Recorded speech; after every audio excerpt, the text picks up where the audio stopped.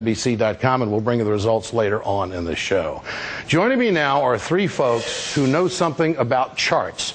Jeffery Sachs, economist and director of the Earth Institute at Columbia University, and a couple of congressional members from New York, Yvette Clarke, and also Congressman Jerrold Nadler. Great to have you with us tonight. Good to be here.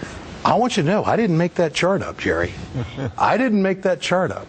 What do you think of that chart? Well, we've seen that chart before. It's actually completely true.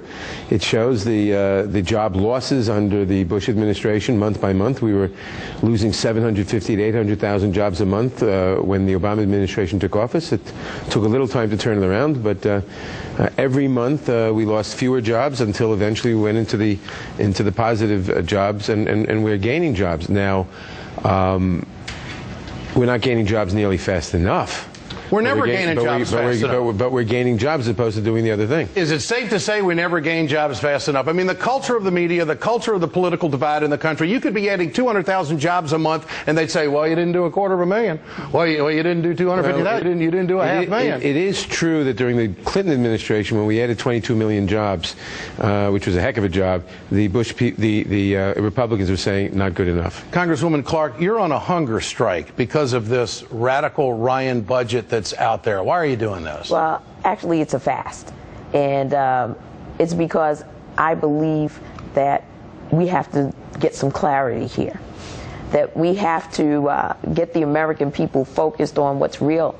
And what is being proposed by the Republicans, the reckless Republicans in Washington right now, is fictitious. Their agenda is one of destruction. It's clear to me.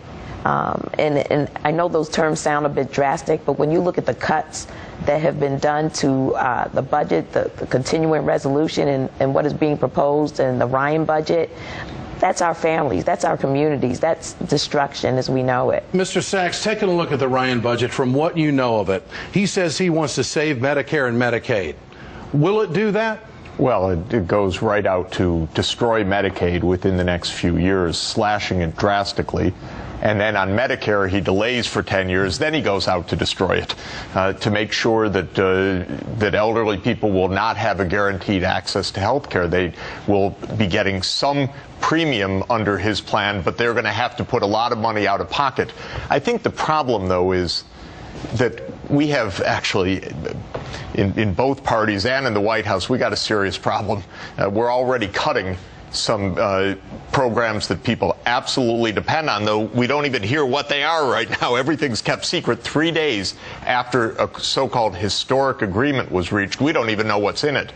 And unfortunately, the president just keeps on caving to these pressures from the Republican side. So I don't know exactly where we are. It's not one side versus the other. It's a mess in Washington. Is the president caving? I think that he's trying to do the best he can under the circumstances.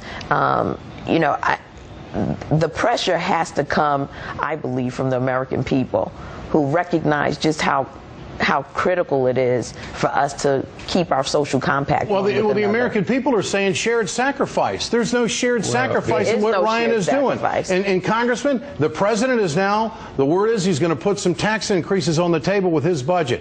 I think it's long overdue. I don't think the Bush tax cut should have been extended. They haven't created any jobs.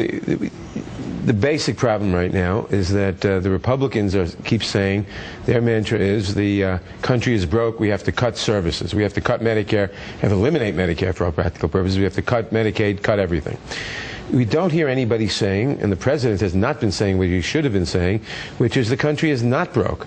We're simply not taxing the big corporations enough. The GE paid no taxes on $14 billion in profits. We're not taxing the millionaires and billionaires enough. The total revenues going to the government as a percentage of the GDP is lower than it's been at any time since 1930. Mr. Sachs, if we do reinstate the Bush tax cuts or wipe them out and go back to the top 2%, go back to the old rate from 35 to 39.5%, what would that do? Would that turn it around? That wouldn't turn around everything, but it's absolutely vital that we do that. That's why it was unforgivable for the White House and the Republicans at Congress to agree to that disastrous deal last December. And unfortunately, that put us $1 trillion into the hole for this year and next year, and now we're responding to that deeper hole by cutting programs for the poor. And this made absolutely no sense. We're forgetting the history here. Under Bill Clinton, he took office when there was a big deficit.